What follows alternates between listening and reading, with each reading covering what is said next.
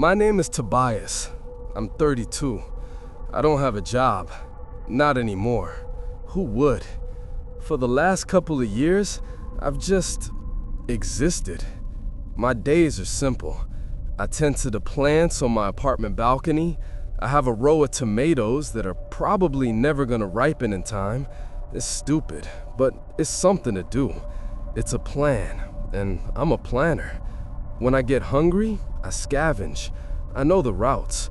Around 10 p.m., I hit the alleys behind the upscale restaurants, the ones the rich are still hiding in, spending their last days drinking expensive wine. They throw out the best food, half-eaten steaks, untouched bread. You'd be surprised what people waste when they know it doesn't matter. It's pathetic. So am I. I used to be a planner. I used to be an archivist. My job was to catalog history, to order the past. I used to have an apartment where my spices were alphabetized. I used to believe in things like order and preparing for the future. What a cosmic joke, right? Planning for a future when you know for a fact that there isn't one. It's all pointless. I'm completely hopeless. And the funny thing is, I'm the only one who seems to be sane. Right now, I'm sitting on the roof of my apartment building. It's quiet, too quiet. The air smells wrong, like burnt ozone and static electricity. Most people are gone. They either fled inland, joined one of the final dawn cults, or just checked out early. I'm looking at the city I've spent my life in, and I'm waiting. See, the horror, for me, isn't some monster in the dark. The horror is the clock. You have to understand, my generation grew up broken. When I was a kid, Umbra Nihilus was just this abstract bogeyman. The scientists had found it, this thing, this patch of absolute nothing moving toward us. But the projection was 130 years out, a problem for our great-grandkids. We were the terminal generation, but the end was far away. Then 10 years ago, the math changed. The void cascade, they called it. The timeline accelerated. 130 years became 20, then 10, then 18 months. The day that news broke, the world just stopped. The stock market didn't crash, it just ceased to exist. People just walked out of their jobs. Why bother? Our trauma wasn't a secret. It wasn't something you talked about in therapy. It was the headline on every news channel. It was the reason no one was having kids. It was the hollow look in everyone's eyes. Think about it. What do you do when you know the exact date the world ends? What's the point of falling in love? What's the point of saving for retirement? Or my stupid, pointless tomatoes? What's the point of growing them when you know with absolute certainty that in 2 days, the tomatoes, my building, and the entire concept of history will be wiped from existence? It's the ultimate powerlessness. We were born on a sinking ship, and everyone just argued about how to rearrange the deck chairs. People went crazy, of course. Riots, mass suicides, people trying to build bunkers, as if you can hide from nothing. Not me. I'm a planner, remember? I just kept tending my plants. I kept organizing my scavenged food, but my plan wasn't to survive. You can't survive this. My plan is to watch. I've spent my whole life being pointless. Now, I'm going to document the end. It's the only meaningful thing I have left to do. I'm gonna sit here and I am going to see it. I'm gonna be the last, whatever I am, for a world that's about to become a footnote in a library that no longer exists. The sky is starting to look strange. The countdown timer on my watch says 47 hours, 59 minutes. I should probably start recording. I turned on the little digital recorder. Test. This is Tobias. This is the final record. I cringed at my own voice. It sounded thin in the open air. It felt stupid. But a plan is a plan. I had to maintain the structure. I packed my go bag weeks ago. Water filter, solar charger, first aid kit, 2 changes of socks, a knife. All the things you pack for a future you're pretending is going to happen. Now it just felt heavy, a monument to a dead instinct. I had a checklist, not for survival, but for closure, an end-of-the-world to-do list. Only 3 items. First, eat a perfect steak. I walked down from the roof through the silent apartment building. My footsteps echoed in the lobby. It felt wrong being the only one there. Mrs. Petrov's mail was still spilling out of 2B. Smelled like her cat had been in there a while. I didn't check. I walked out the front doors onto the street. The silence was the worst part. No cars, no planes, no distant sirens. Just the wind. And it sounded weird, thin. It was pushing scraps of paper down the street, flyers for the Final Dawn cult. Become one with the void, one said, with a spray-painted black circle. The cars were just stopped. A blue sedan was halfway in the crosswalk, door open, like the driver just evaporated. But they didn't. They just walked away. There was no point in driving. I saw the remains of a Final Dawn party on a corner. A burned-out car, bottles everywhere, and that same black circle painted on the brick wall above it. We ascend, it said. I walked the 2 kilometers to the Gilded Steer, the fanciest place in town, the one I usually just robbed from the alley. The big oak doors were unlocked. I went straight to the kitchen. It was spotless. The chefs had clearly just left, wiped down the counters, put everything away, and walked out. Planners. I respected that. I found what I was looking for in the walk-in cooler, a beautifully marbled, 2-inch thick tomahawk steak. I grabbed some rock salt, whole peppercorns, and a bottle of propane for the grill on my building's rooftop terrace. The whole time, my skin was crawling. I kept expecting someone, a looter, a cultist, a cop, to jump out. But there was no one. The city was a museum exhibit, and I was the only person who'd paid for a ticket. 43 hours, 12 minutes. I cooked that steak on the rooftop grill. The hiss of the propane lighting seemed obscenely loud in the quiet air. The sizzle of the fat hitting the flame was a sound from another world, a world that still made sense. I sat on a patio chair, looking out at the dead skyline, and ate the whole thing. It was perfect, delicious, and it didn't matter at all. That was the scare. Not a monster, not a sound, just this profound, crushing pointlessness.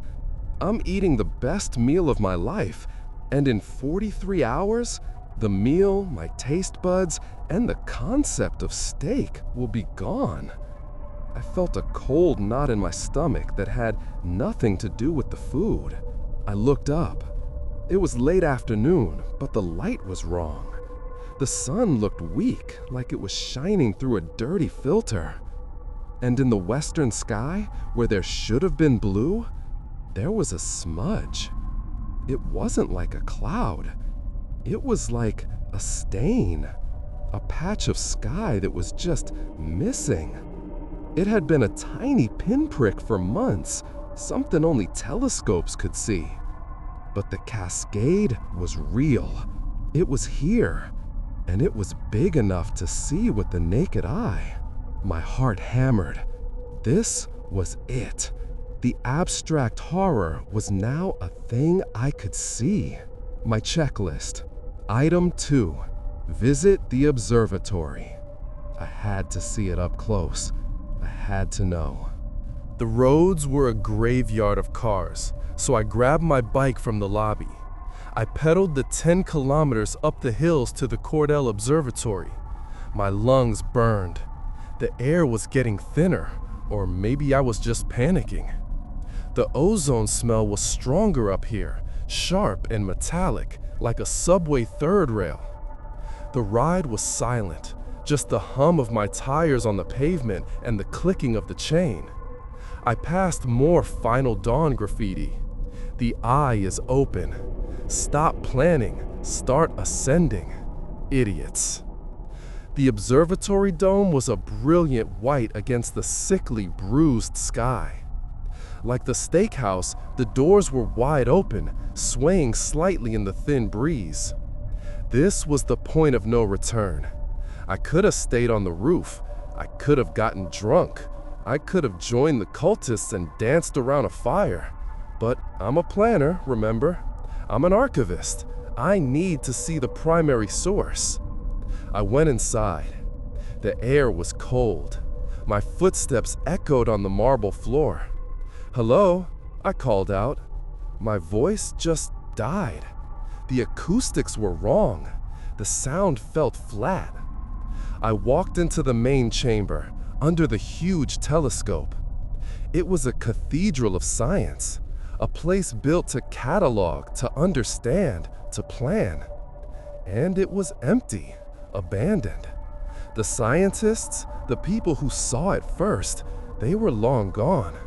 They knew better than anyone that there was no point. I'm a nerd. I've read the manual. I knew how to work the basic controls. I went to the operator station. It was still logged in. The last search was just a string of panicked, failed equations. I powered on the motor for the dome. It whirred, a loud, groaning complaint in the silence. The slot in the dome opened, revealing that patch of wrong in the sky. I typed in the coordinates for Umbra Nihilus, the ones everyone knew by heart, the way people used to know prayers. The telescope, a machine of perfect, logical order, groaned and turned, aiming at the patch of absolute chaos. It was pointing. It was ready to show me. I walked up the metal steps to the eyepiece. The metal was cold. I could feel the vibration of the motor through my feet. I hesitated. This was the last fact, the final piece of data. After this, there would be no more knowing, only experiencing. I steadied my breathing. A plan is a plan. I put my eye to the lens. I wish I hadn't. It wasn't a cloud. It wasn't smoke. It was an absence. I saw the stars near the edge, bright and clear. And then I saw the edge itself. It wasn't moving over the stars. It was eating them. 1 second, a star was there, a pinprick of ancient light. The next, the light just stopped. Not faded, stopped. Like a sniper was picking them off, one by one. And the center, my God, it wasn't black like the night sky. It was a deeper black, a roiling, churning, angry nothing. It was a hole in reality. It was a violation. It was a physical thing, and it was looking back. I pulled back, gagging. I fell off the platform, crashing onto the metal stairs, my hands shaking. This wasn't a force of nature. This wasn't a phenomenon. This was a predator. I scrambled to my feet. I had to get out. I ran out onto the observatory's balcony, gasping for air. The air was thinner now, colder. I looked at the sky, not with a telescope, just my own eyes. The smudge was bigger. I swear, it was bigger than when I left the city. It wasn't a smudge anymore. It was a tear. It was visibly growing. I could see it getting closer. I checked my watch. 40 hours, 51 minutes. The watch was a lie. The math was wrong again. It wasn't 40 hours. It was moving faster. That was the cascade. It wasn't just getting closer. It was accelerating. Hour 00. I don't remember the bike ride back. I just did it. Pure animal panic. I don't remember my lungs burning. I just remember the wind. I dumped the bike, ran through my apartment building, and barricaded the door to the roof. As if a lock could stop it. As if a plan mattered. But I had to. The plan, item 3, listen to a specific vinyl record. I had a portable turntable. I'd brought up a copy of The Dark Side of the Moon. Seemed fitting. I set it up on the patio table. My hands were shaking so badly I could barely put the needle on the groove. The music started. Breathe. Breathe in the air. And then I looked up. The smudge wasn't in the sky. It was the sky. It filled everything, horizon to horizon. A thick, suffocating, silent black. The sun was gone. Not eclipsed, just gone. Erased. It wasn't dark like night. Night is full of things. Starlight, moonlight, the glow of the city. This was empty. A cold, flat nothing. It felt like it was pressing down, suffocating the world. The music was playing, but it sounded wrong. The sound was thin, muffled, like the nothing above me was drinking the sound, eating the vibrations out of the air. I turned the volume up. The speakers crackled, but the music didn't get louder. It just couldn't. I checked my watch. 59 minutes. The watch was still ticking. Another lie. I smelled the ozone. I felt the cold. It wasn't winter cold. It was the absence of heat. A deep, cellular cold that burrowed into my bones. My plan. My stupid human plan. To watch. To document. To prove I was here. I grabbed my recorder. This is Tobias. It's here. My voice was a whisper, but it sounded like a scream in the dead air. I couldn't find the words. I had no words. What do you call this? How do you catalog the end? I was trying to be brave. I was trying to have agency. But my trauma, the one my entire generation shared, that feeling of absolute powerlessness, it was here. It was a physical thing, and it was blotting up the sky. I tried to stand up, to do something, but I couldn't. It wasn't just in the sky. It was in my head, this crushing, indifferent void. It was telling me that every memory I ever had, every stupid plant I ever watered, every person I ever loved, it was all just a rounding error, meaningless. I couldn't breathe. The air was still there, but the will to breathe was gone. My plan failed. You can't experience the end. You can't document nothing. You can only be erased. The music died. The turntable just stopped. The batteries were fine. The physics were not. It's quiet. The city is gone. I can't see the buildings. I can't see my own hand. There is only the black. I'm sitting in my chair. The cold is inside me now. I can't feel my legs. My digital recorder. One last act. I'm holding it. I'm hitting record. This is it. The terror I was born with, the knowledge that all of it, all of human history, all our art, our wars, our love, was completely and utterly meaningless in the face of this silent, indifferent void. I always knew how it would end, but I thought I could watch it. I thought I could prove I existed. I was wrong. I'm closing my eyes. I can't feel the chair anymore. I can't feel anything. There is no explosion, no final glorious bang. There is no sound. The recorder in my hand isn't recording. It's just gone. The plastic, the metal, the digital file, the rooftop, the apartment building, the city. It wasn't destroyed. It was unmade. A wave of perfect, silent, efficient nothing passed through.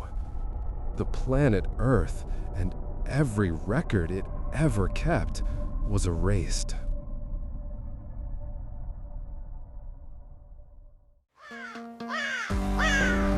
Thank you so much for watching or listening. The things that go bump in the night are hungry for attention. By liking and subscribing, you're telling me you want more. You're helping me bring even more chilling tales and terrifying content to life.